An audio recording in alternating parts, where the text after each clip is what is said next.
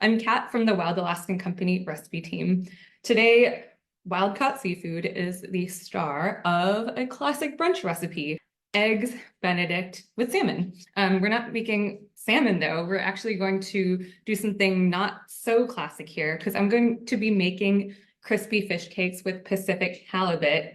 So it's kind of like a crab cake Benedict, but with fish. So I wanted to make this recipe today because I want to show you that you don't need to make a brunch reservation to enjoy an excellent plate of eggs Benedict. So for the fish, I'm going to be using Pacific halibut today.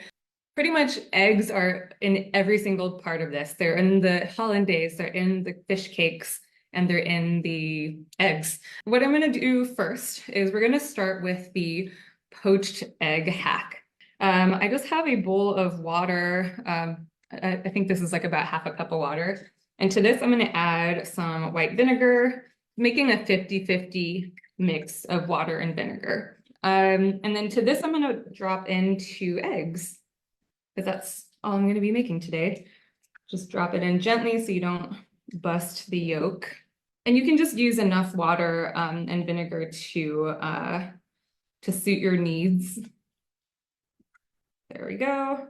So those are just going to hang out in there. And as they sit, the acidity of the vinegar is going to help the whites sort of become a little bit more firm as they are resting. So I'm just going to set these aside to do their thing for a little bit. The next thing we're going to do is what I have already is a couple of fillets of Pacific halibut cooked anyway. I baked them because that's the gentlest way to cook these and also the most hands-off, just with a little bit of olive oil, lightly seasoned. I am just going to be making a very basic fish cake with this. I already have everything measured out in my bowl here. We have some breadcrumbs, mayo, Dijon mustard, red onion. I've got some parsley.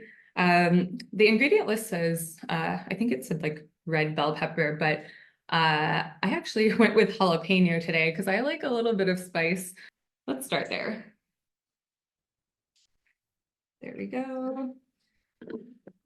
And I'm just going to combine this before I start flaking in the fish, so it's a little more uniform.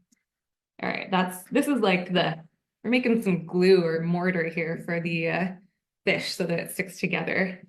I'm going to drop that in and flake it as large or as fine as you like. I like my fish cakes to be a little bit, I guess, like lumpy, like almost like a crab cake texture. So I sort of keep these chunks as large as I can without making it a pain to actually form these into patties. So, and then to form patties, all you're doing, if you've never done this before, is getting a little messy. Use your hands and shape them into something about palm sized, or, just picture this beautiful, crispy fish cake on an English muffin. That's what we're going for here. So these I'm just going to set aside while the eggs and while the fish are doing their thing.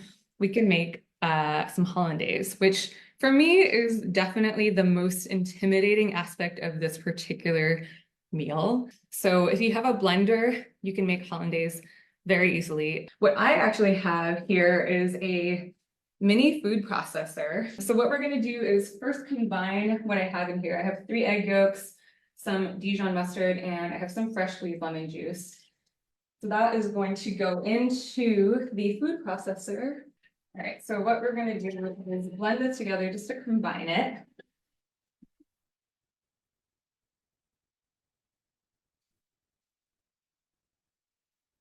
All right, that's looking perfect. And then we are going to slowly drizzle in melted butter.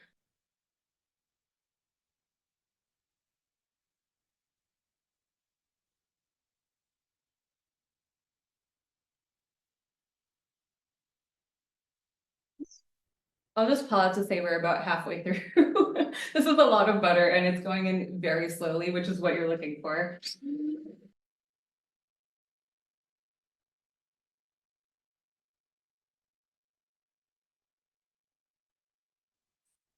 We're almost there.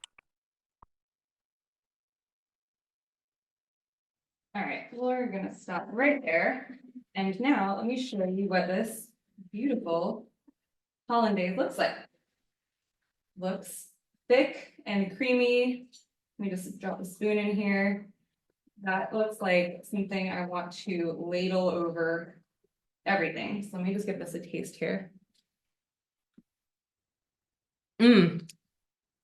This is so much better than hollandaise I've had at some diner type of restaurants. Scrape this into a metal bowl or something that's conductive. Something that conducts heat, that is. And we can just drop that into a pot of simmering water and let that kind of stay warm as we're finishing up the rest of the meal. Let's go ahead and get the halibut cakes started. I'm going to heat up a pan over medium high heat. So I'm just heating up the pan a little bit. Drizzle in some oil. In the meantime, I have some water here that I had used briefly as a water bath. And this is barely, not even, it's like the barest simmer. So when you are making poached eggs, you don't want to have a lot of like, you know, action in the water because it's going to end up making the eggs cook too quickly for one thing, and also breaking them up too much so that they don't look so pretty. The eggs they've kind of like taken on a little bit of a cloudy sheen, and that's the acid that's doing its work to kind of help pull some of those whites together. It's not cooking them, but eventually these would be kind of like almost like pickled eggs. So what I'm going to do is drain off most of this liquid. I mean, you can do that just in the sink or in a bowl. And once you get sort of to the bottom where maybe there's like a teaspoon or so of liquid left, that's when we're going to start putting them into the water here. We've got one in, success, and another in. So I'm just going to let these cook very gently, maybe for 3 or 4 minutes. Give things a little stir to make sure they don't stick to the bottom of my pot here, but be super gentle. So I'm going to go ahead and drop in a halibut cake.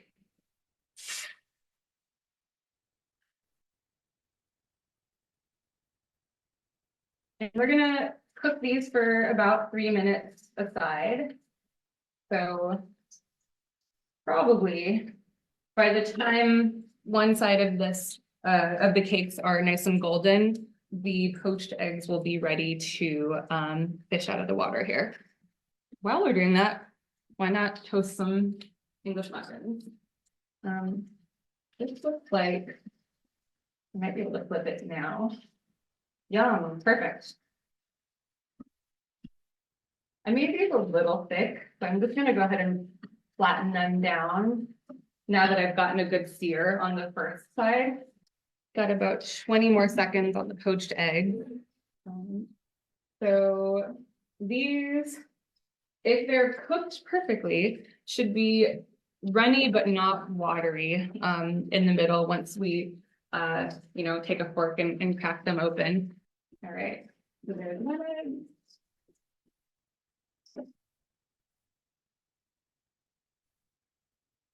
This one I think I need to cook a little bit longer, so I'm gonna let that sit in here for another minute or so. The English muffins are ready.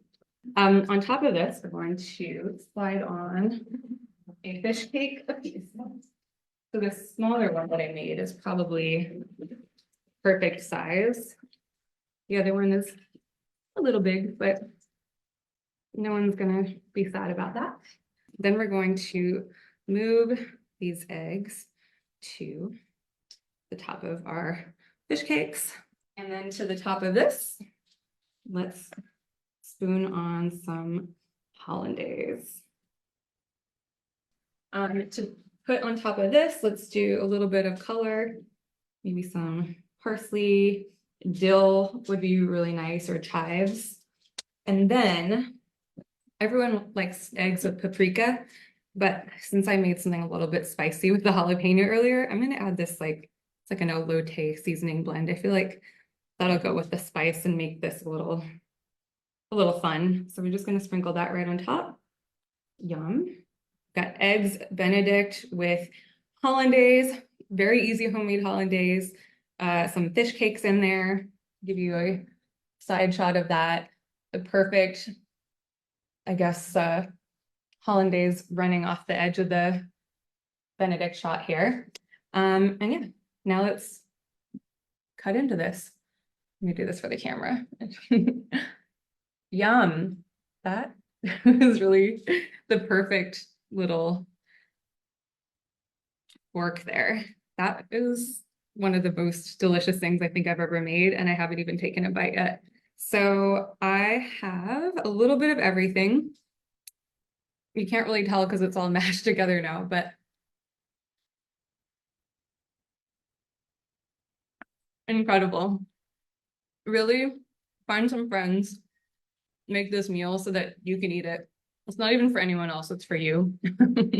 I hope this has inspired you to try your hand at making eggs Benedict at home. Yeah, and that's it for today. Next week, I'm hosting a back to basics type of event. It's called Easy Ways to Eat More Seafood, because it's an overview of my personal favorite tips for making it really easy to eat more seafood at home, like thawing, like the best way to thaw, the most convenient way to do it, helpful tools, pantry staples, and also a little mini cooking demo.